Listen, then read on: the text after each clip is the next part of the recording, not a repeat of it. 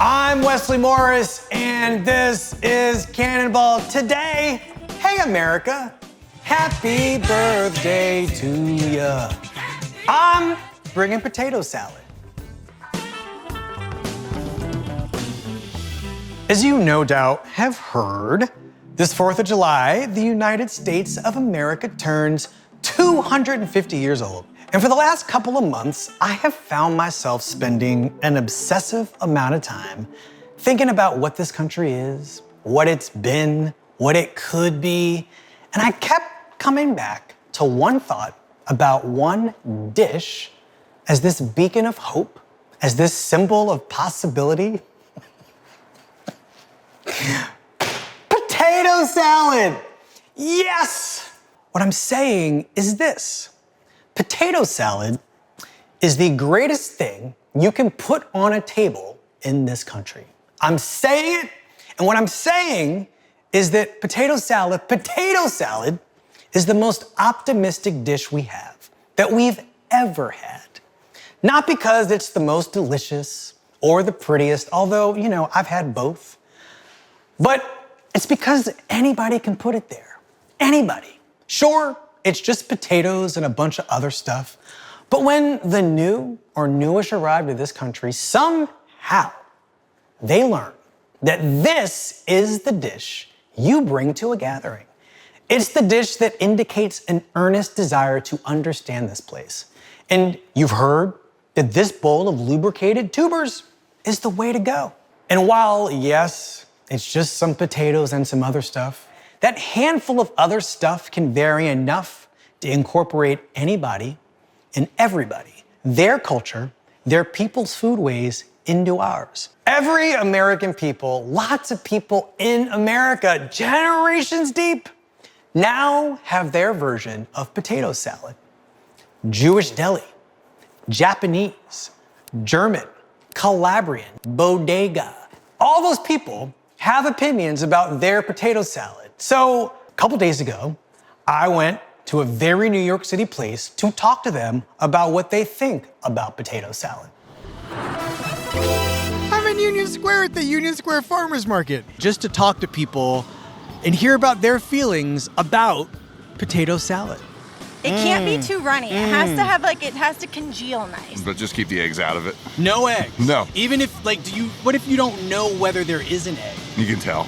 No onions, no celery. No onions, no celery. I've had somebody try to make me with peppers, Oh yeah, that's the thing red people peppers, do sometimes. green peppers, and people do it. It's just, it doesn't go right for me because I feel it's just a very traditional dish, and I feel traditional dishes shouldn't be changed.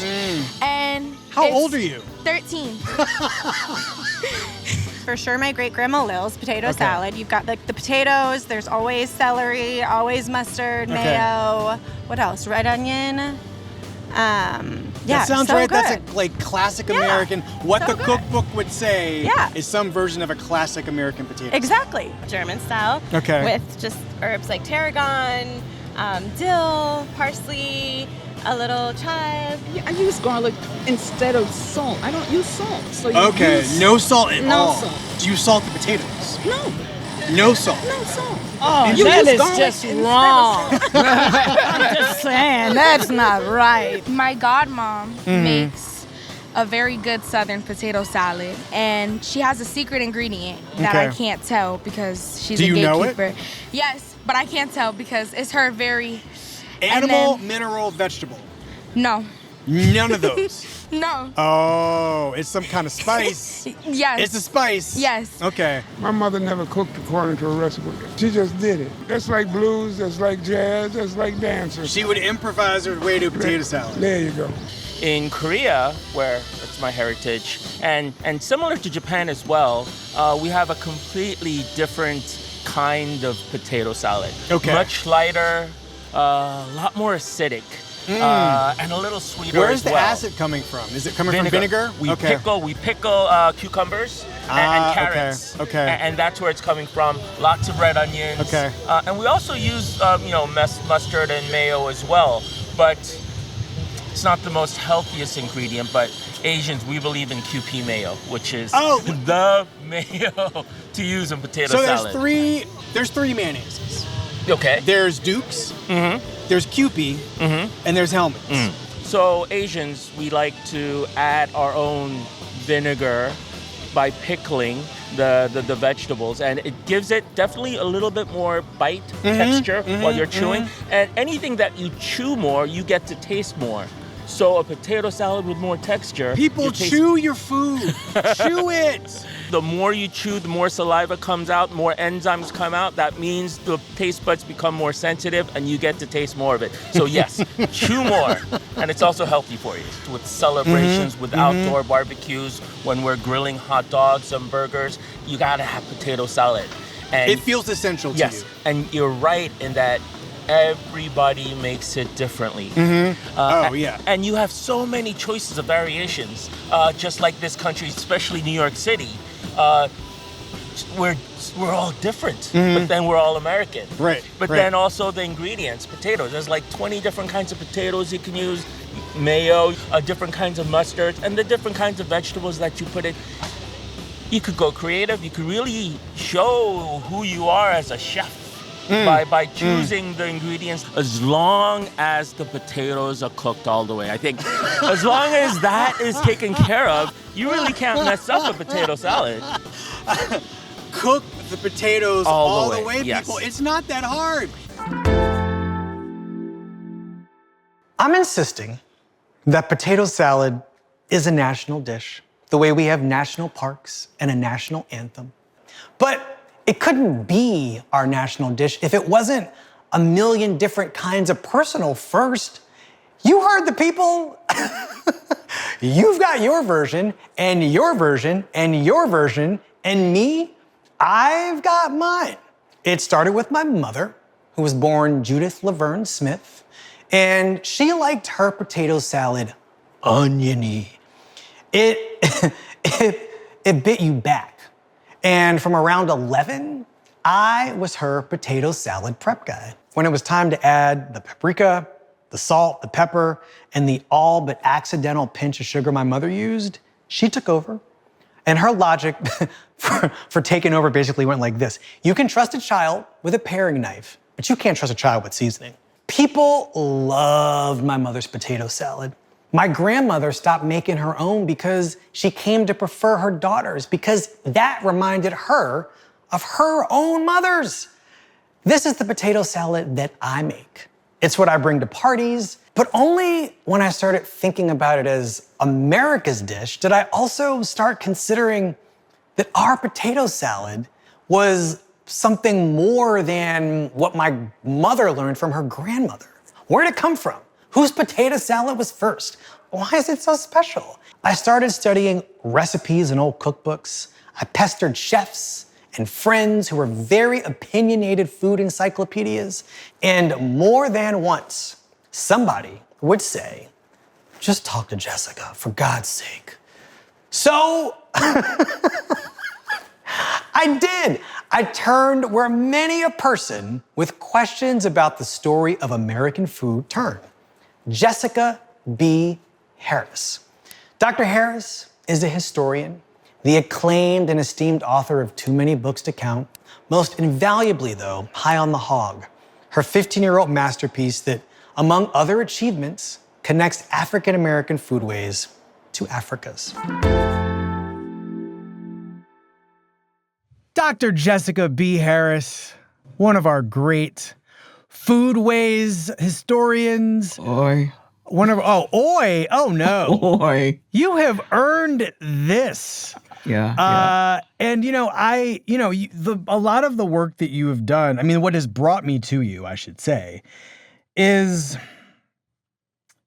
this feeling that I have about potato salad. Oh my.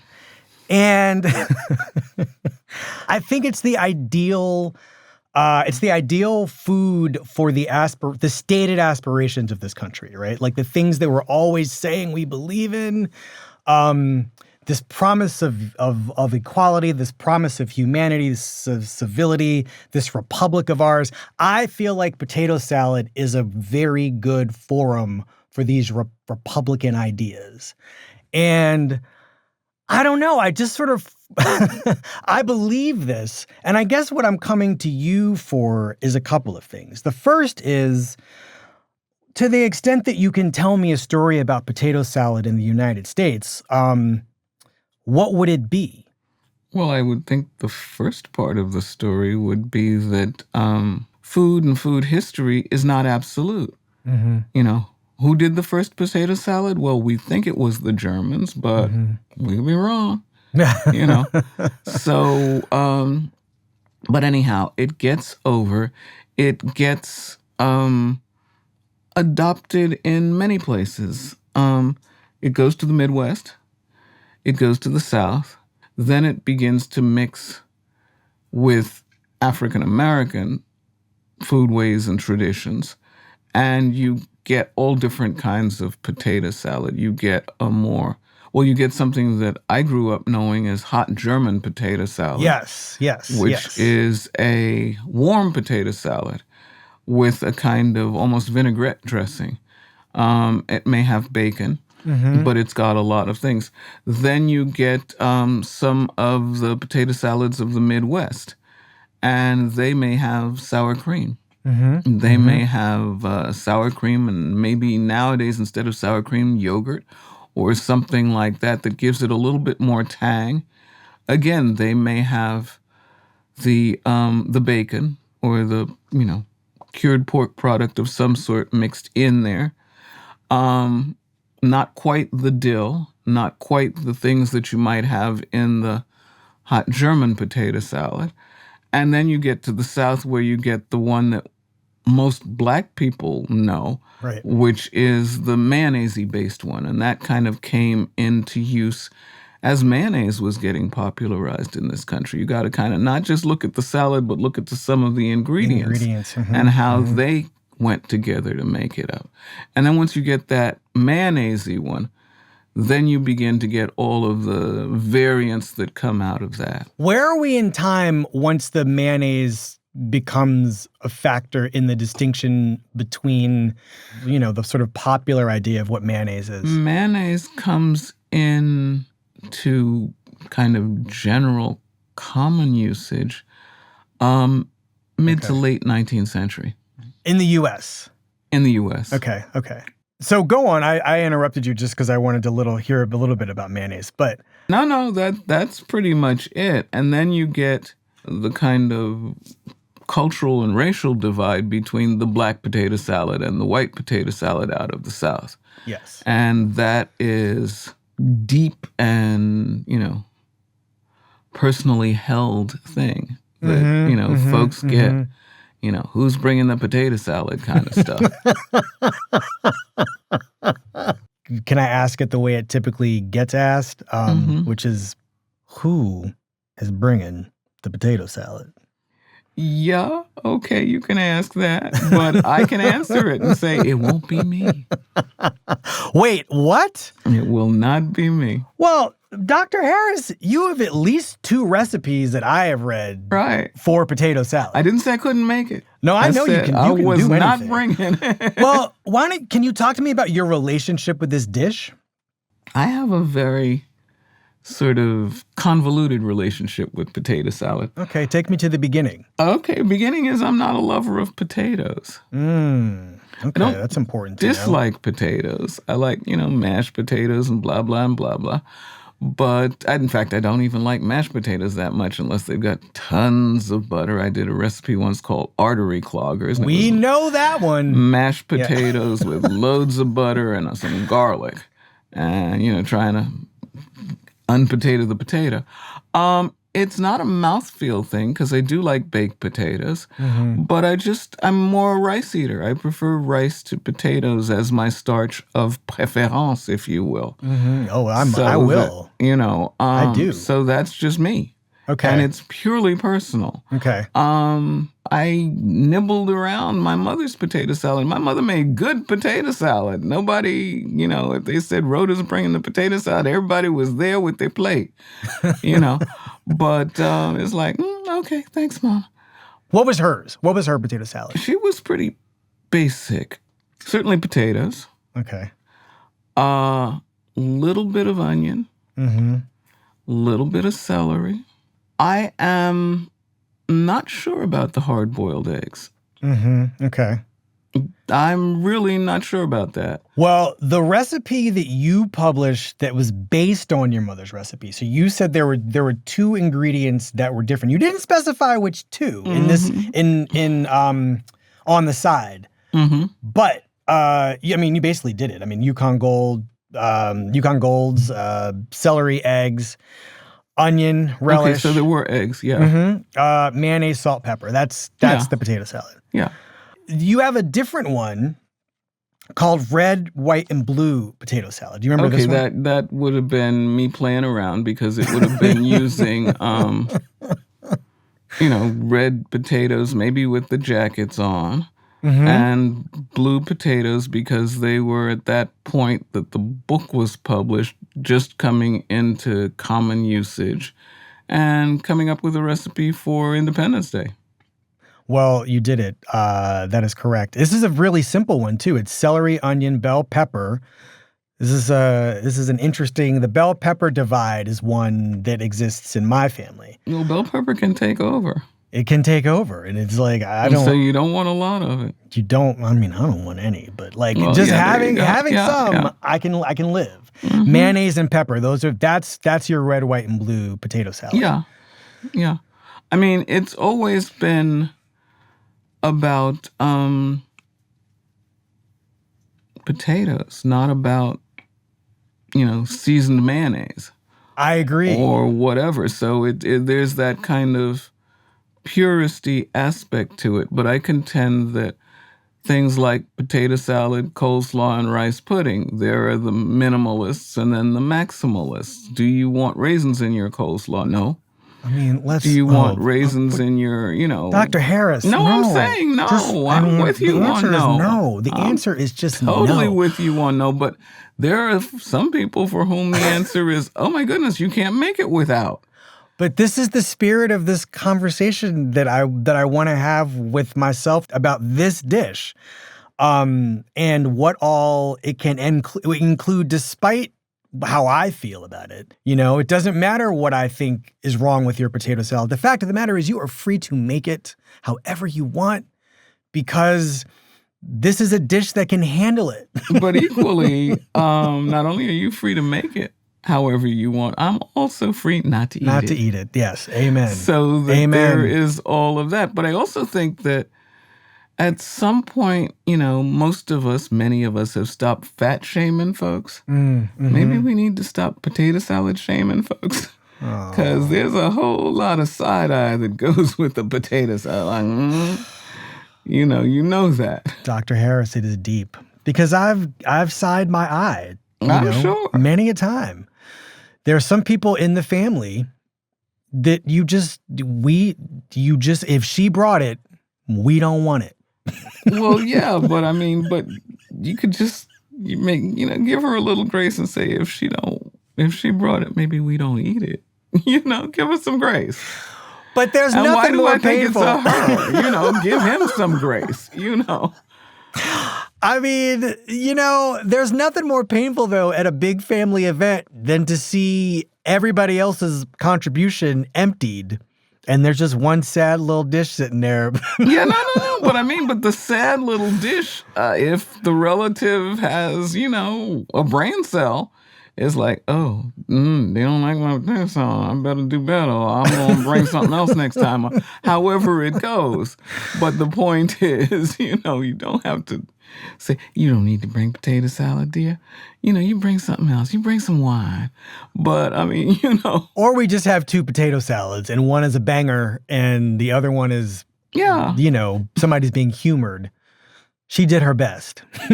Bless her heart. So I actually have a summational question here, which is like,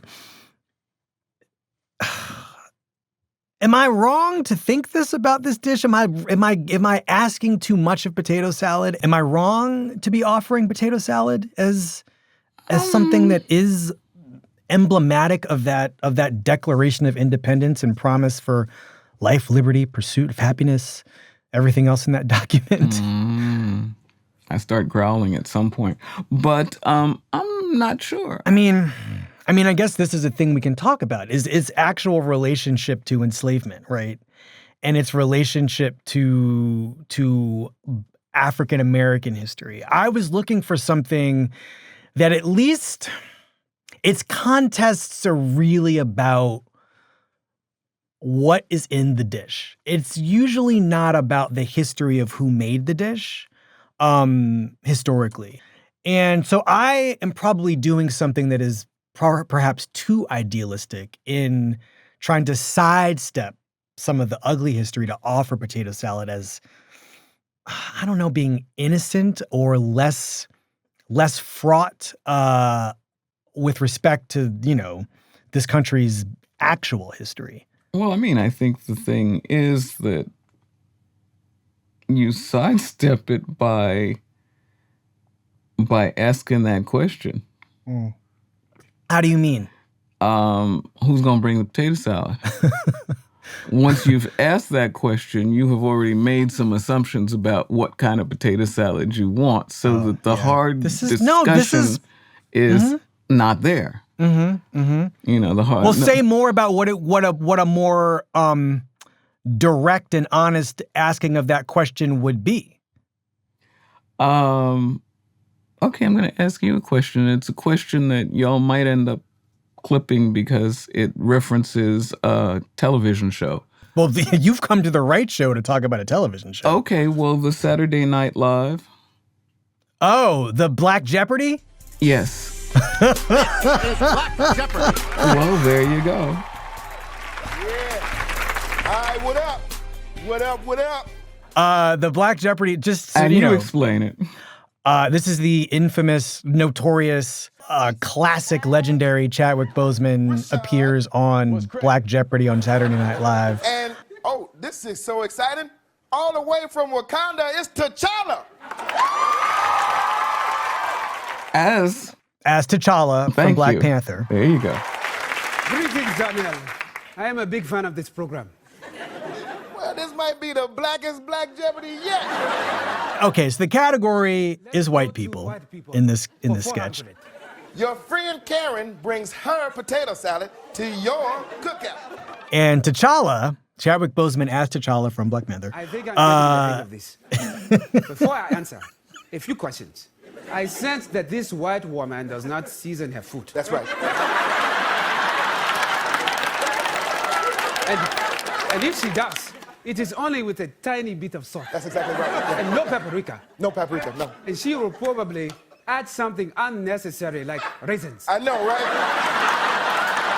So, something tells me that I should say... Say it! Oh, hell no, Karen. Keep your bland-ass potato salad to yourself.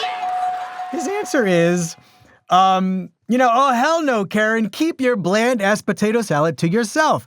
It's the point being, this sketch, having T'Challa be the representative, even T'Challa knows that there's a potato salad we don't want.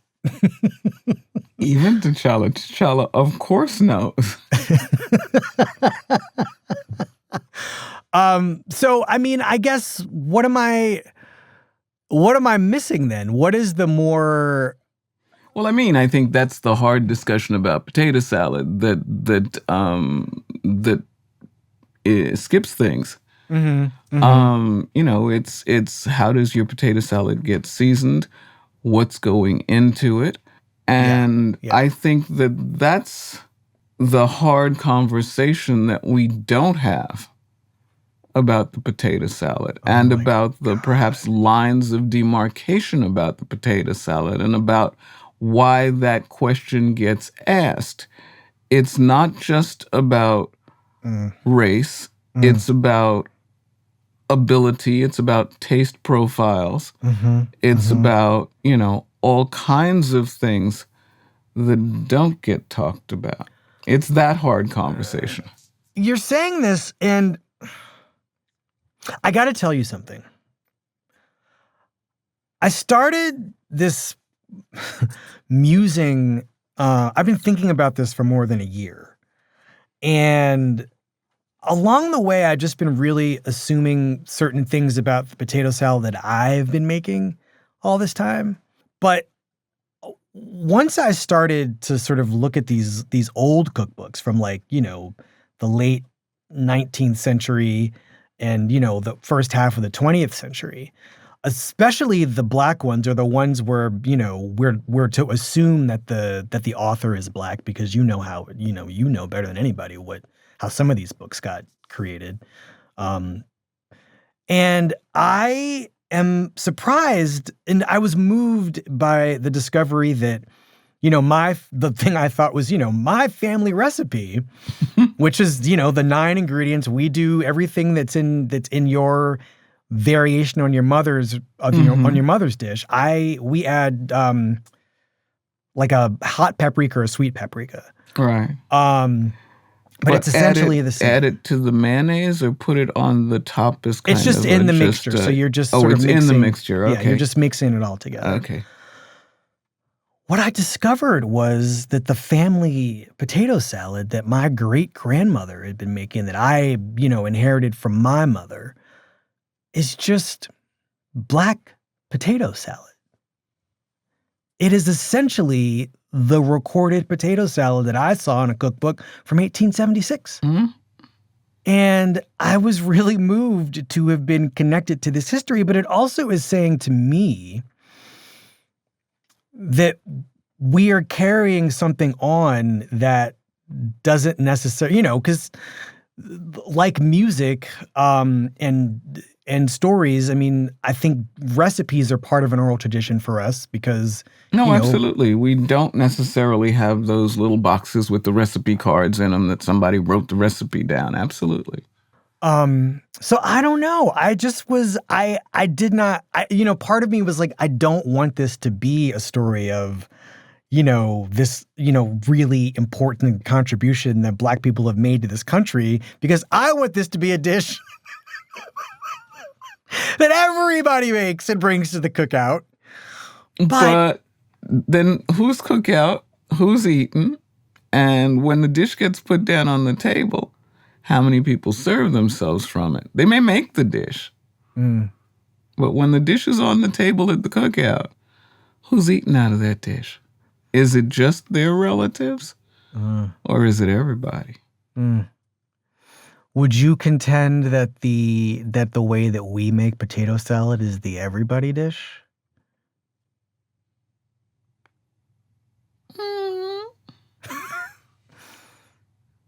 I'm not sure. I might stand up on some of that, but the way we make a lot of stuff is the everybody dish, because for so many years we were the ones who were making it. So other people's tastes were formed by our cooking. Think of how many households had, Black folks as, I'm not talking about restaurants now, I'm talking about households with Black folks as housekeepers or as cooks, as that. That's that hand that is transforming basically the taste of a nation. And that's not just the South. No. That's the country. And so that's one of the reasons I would opine, like my big word, that that the Black potato salad has come so close to becoming, for many people, not all people, the standard. Dr. Harris, thank you so much for doing this. You're welcome. I really appreciate it. I mean, I don't know. It's a pleasure to talk to you. I've read you for years, and you've made my kitchen smell really good on a number of occasions. Thank you. Probably not with potato salad. Definitely not with potato salad. If that's the case, I'm doing something wrong. Or I'm making German potato salad where you pour the dressing over the potato salad itself, right? It's dressed in the bacon fat. Yep. Wow. That is deep. Okay, this entire time, I've been bearing a very important lead here, which is that I have been talking to you in the New York Times cooking studio. And the reason I'm here is not only because of this 250 or my family's potato salad, it's because I'm going to make potato salad for a camera and a microphone. And we are gonna make my family's potato salad. So without much further ado, let's make some potato salad. So normally how this goes is I boil a pot of water.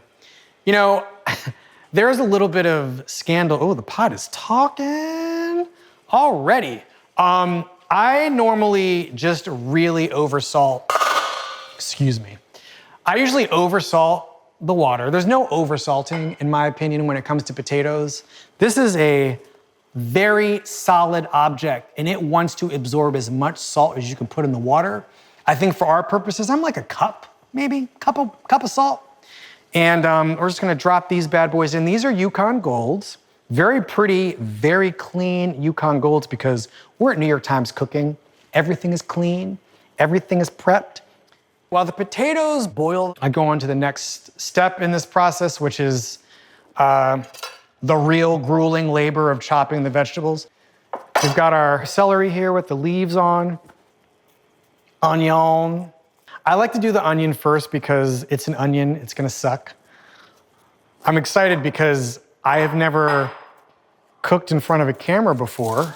This is gonna be a big email day for me when all these professional chefs are like, oh my God, why are you doing it that way? But remember, I'm a home chef who never went to school, but well, I did go to school. It was called Cooking for Old Black Women. So, cutting an onion. I learned how to do this from my friend Terrence Bernardo, and I try to achieve this very uniform chop every time I cut an onion. And it pretty much works every time. This is my mother's potato salad, so that's not gonna cut it. Because basically what you want is just the tiniest onion pieces you can possibly get, so that every bite that you take of this potato salad has every ingredient on it. I would say these are pretty, my mother would probably let me get away with this. So I'm gonna call it here, and this is our mother bowl, and mother is empty, so we're gonna feed her some onions and see how she likes that.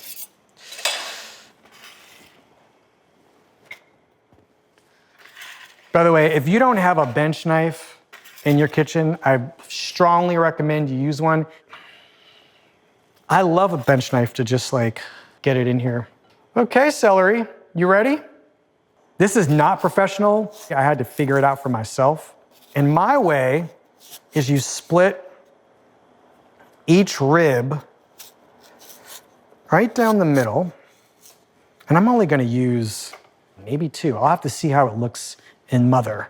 Does mother approve? I'll just go to town.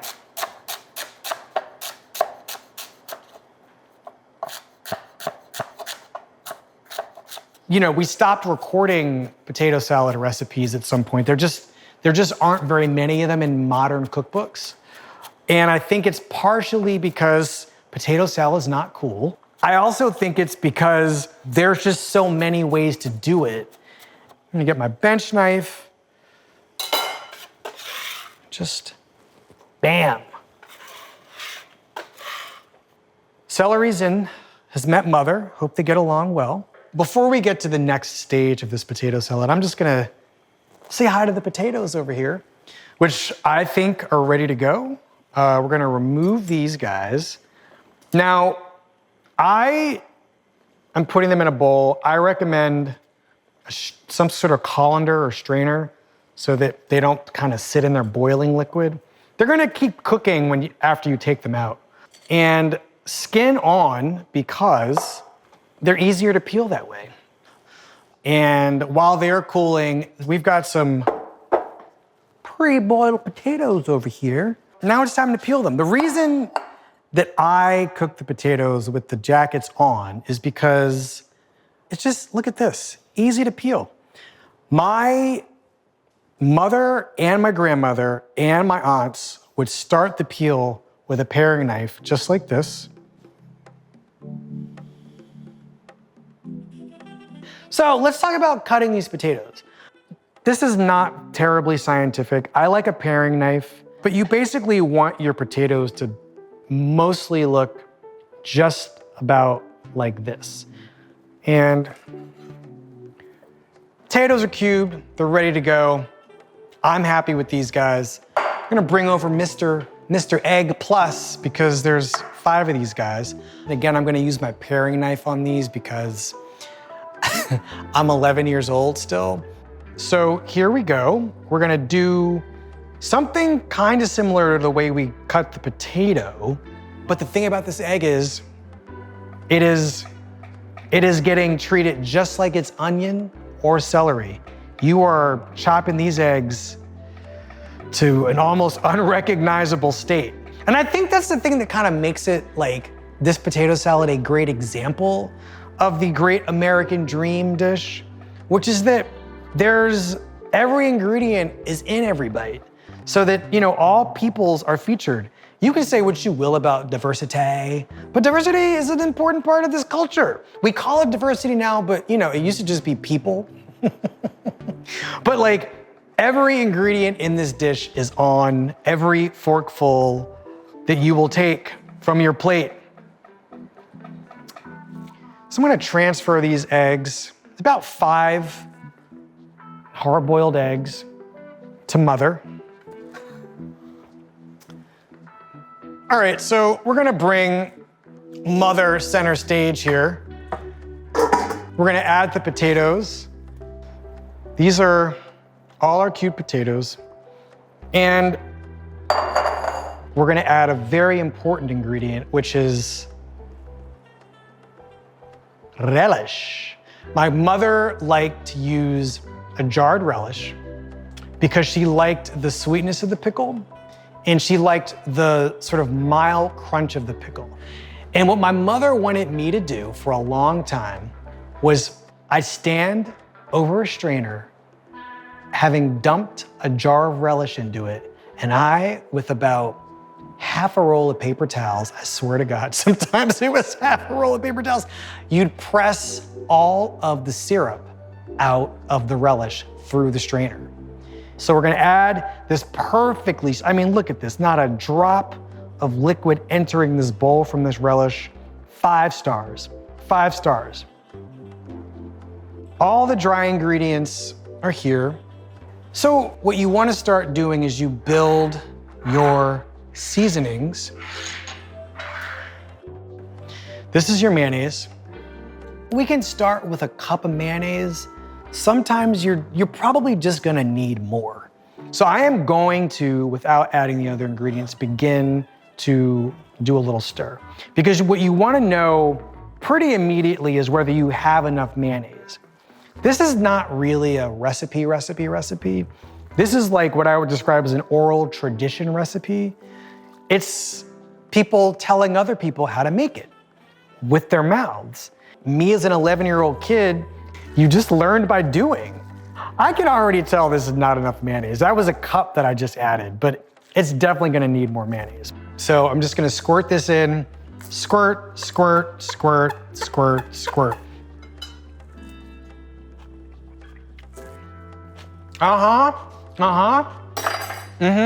Yeah, okay. Wow, all right, this is getting good. So we are now gonna add our French's mustard. So this was a half a cup of French's mustard. I added almost all of it. I'm gonna keep a little bit to the side. Okay, this is looking right. So I'm gonna add some salt now. And this is one of the stars of the show. I just am gonna do it until I feel like it's salted enough. So we're gonna start just like this. That's about 2 meaningful pinches. I'm gonna add some pepper and 2 big pinches of freshly ground black pepper, amen. And then I'm gonna add, this is a slightly less meaningful pinch of sugar than my mother would add, but this is a smaller vat of potato salad than my mother normally makes. So we're gonna take this like very polite pinch of sugar that'll just like brighten the dish a little bit. and it'll really communicate with the salt in this interesting way. So I've got my sugar, I've got my salt, I've got my black pepper. I'm gonna stir one more time. And all the ingredients are here now. Well, sorry, somebody's not here yet. Wait one sec. This is my favorite ingredient, is paprika. It's essentially gonna turn this yellow into something a lot more intense looking. And I'm gonna use 2 pinches. And we're gonna stir. Okay, let's see how we did. This already looks perfect to me. This looks great. There's only one way to know for sure, is to taste it.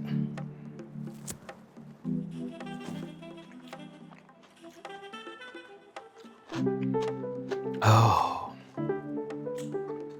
this is so good.